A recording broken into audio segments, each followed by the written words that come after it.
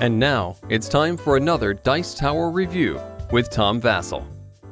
John Claudius has printed a lot of his small box games. You know, they come in these little small boxes, and some of them are okay, and some of them weren't very good at all. But this was one that I liked a lot, Omen, Reign of War. Well, it just recently came out with an expansion, Shattered Aegis, and it basically adds more cards and a few varieties. And what we're going to do here is we're going to take a look and see what's inside this expansion.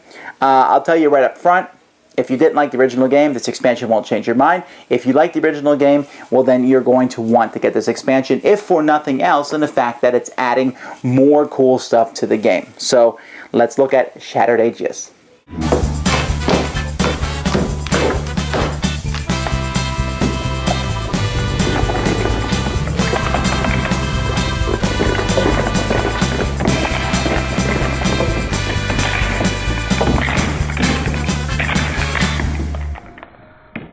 One of the things that's kind of weird for me is that the expansion comes in this, old video cassette box, and the original game came like this.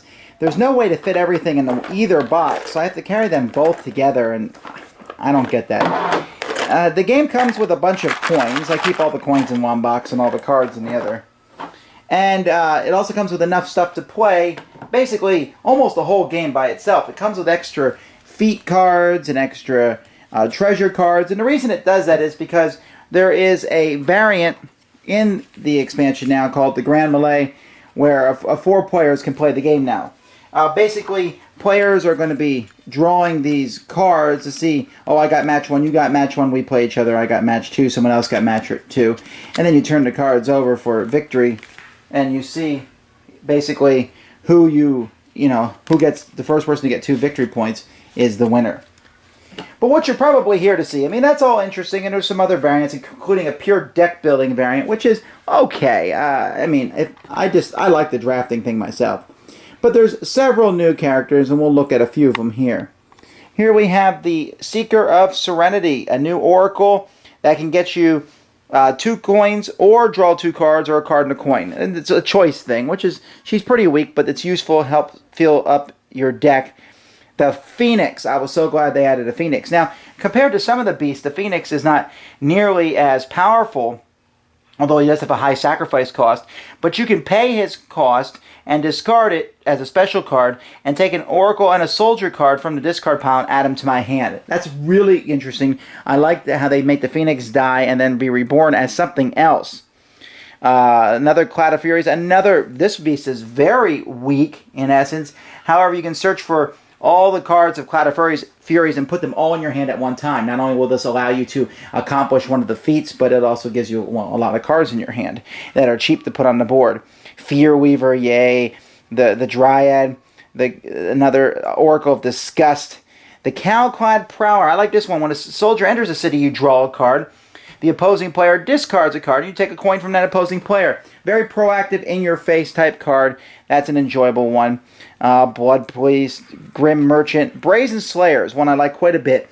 When this soldier enters a city, you may discard a beast card from your hand. If you do, use the discarded beast ability. Basically allowing you to play a soldier and a beast at the same time. Basically for free, playing the beast. Arousing Mystic, you can enrage a unit. Enrage is a new concept that was included in this game that you can basically pump up your units and make them stronger. And then the Flame Jar Flinger. When in a city, I could take an opposing beast and make it go back to their hand. An opposing beast or oracle. He's flinging flame jars. I think I just like to say it 5 times fast. Flame Jar Flinger, Flame Jar Flinger, Flame Jar Flinger. So, this game doesn't add anything spectacular new. There's no great new abilities and new card type that changes the game, but it does add a lot more variety, and to me, made drafting a lot more fun. With some more varieties, and if you want to play 4-player, you can, but for me, it's just now a much bigger drafting 2-player game. Thanks for joining us today.